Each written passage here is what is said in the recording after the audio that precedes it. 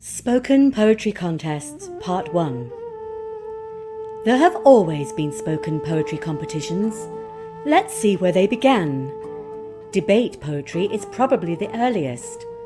Poets went head-to-head with set themes such as, which is more powerful, the sun or the moon? What is the best season, summer or winter? Is the earth round as a melon or flat as bread? Poetry debates began in Mesopotamia around 3000 BCE. They also appear in Arabic culture around the 5th century CE, as well as Persian literature from the 7th century. There were other forms of spoken poetry contests. At the ancient Greek Olympic Games, musicians and singers performed during chariot races to speed on the competitors. Afterwards, Pindar composed victory odes in praise of the winner.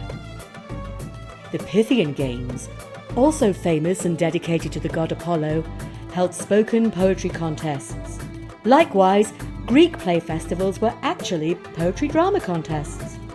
From very early on, Arabic poetry and stories passed on tribal legends and wisdom through the Hakawati, who, as well as reciting poems, told intricate tales from 1001 Nights. Each Hakawati competed against other storyteller and poets during Ramadan.